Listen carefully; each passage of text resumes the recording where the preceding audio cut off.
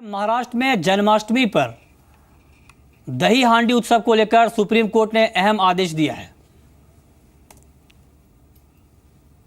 Supreme court के आदेश के मुताबिक दही हांडी फोड़ने वाले गोविंदाओं की टोली में 18 साल से ज्यादा की उम्र के लोग ही शामिल हो सकेंगे। सुप्रीम कोर्ट ने यह भी कहा है कि दही हांडी की ऊंचाई 20 फीट से ज्यादा नहीं होनी चाहिए, लेकिन 18 साल के नीचे के बंदे को दही हांडी में पार्टिसिपेट करने नहीं अलाउड नहीं है। 2014 में बॉम्बे हाईकोर्ट ने दही हांडी के लिए 20 फीट से ऊंचा पिरामिड बनाने पर पाबंदी लगाई थी। हाईकोर्ट ने गोविंदाओं में 18 साल से कम उम्र के बच्चों को शामिल करने पर रोक लगाई थी। 2014 में सुप्रीम कोर्ट ने जन्माष्टमी नजदीक होने की वजह से हाईकोर्ट के आदेश पर रोक लगा दी। सुप्रीम कोर्ट ने 12 साल से ऊपर के बच्चों को पिरामिड का हिस्सा बनने की इजाजत भी दे दी थी। इस साल महाराष्ट्र सरकार ने सुप्रीम कोर्ट से जन्माष्टमी पर होने वाले दही हांडी को लेकर स्पष्ट निर्देश की मांग की थी। रुक करते हैं अगली खबर का। जल्द ही उत्तर प्रदेश के 3 और शहरों को मेट्रो का तोहफा मिलेगा। अखिलेश कैबिनेट की बैठक में इस पर अहम फैसला किया गया है। अखिलेश सरकार ने आज इलाहाबाद में मेट्रो प्रोजेक्ट को मंजूरी दे दी। साथ ही कानपुर और वाराणसी में भी जल्द मेट्रो पहुंचाने का ऐलान किया। इलाहाबाद मेट्रो के लिए डिटेल्ड प्रोजेक्ट रिपोर्ट बनाने के लिए कहा गया है। अखिलेश यादव ने यह भी कहा कि लखनऊ मेट्रो को लेकर भ्रम फैलाया जा रहा है कि ये काम केंद्र सरकार करवा रही है।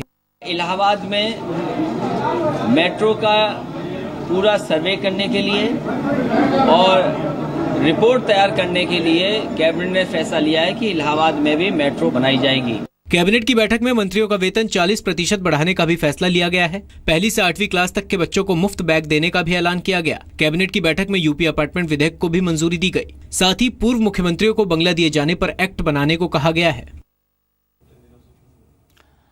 सरकार लाइव स्टॉक इंश्योरेंस प्रीमियम को घटाने पर विचार कर रही है। ज्यादा से ज्यादा किसान गाय भैंसों का इंश्योरेंस कराएं। इसके लिए सरकार ऐसे पशुओं का इंश्योरेंस प्रीमियम 1% तक लाने के लिए इंश्योरेंस कंपनियों से बात कर रही है। ये premium live stock insurance scheme के तहत दिया जाएगा। केंद्र और राज्य सरकारों के सहयोग के बावजूद देश में सिर्फ 10,70,000 पशु ही लाइव स्टॉक इंश्योरेंस कवर के तहत आते हैं। इसका मुख्य कारण लाइव स्टॉक इंश्योरेंस प्रीमियम 3 से 5% तक होना है। ये प्रीमियम पशुओं की वैल्यू पर कैलकुलेट किया जाता है। फिलहाल ये करीब सालाना 647 रुपये प्रति पशु पड़ता है, जिसे सरकार 200 रुपये तक लाना चाहती है।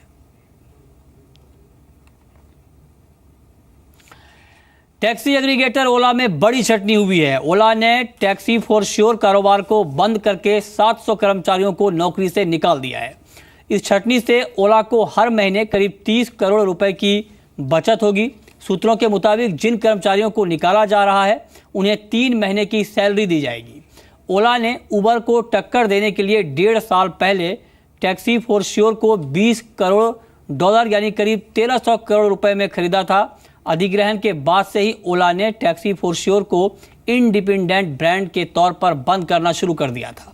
टैक्सी फॉर श्योर के ऑफर्स को अपने ऐप पर देना शुरू कर दिया था। अधिग्रहण के बाद टैक्सी फॉर श्योर में कई सीनियर अधिकारी छोड़कर चले गए थे। चीन की स्मार्टफोन कंपनी हुआओ ने अपना फ्लैगशिप स्मार्टफोन P9 भारत में लॉन्च कर दिया है। हुआओ ने इस फोन की कीमत 39,999 रुपये रखी है। P9 में 5.2 इंच का फुल HD डिस्प्ले दिया गया है। ये फ़ोन रन करता है high silicon Kiren 955 octo core processor पर।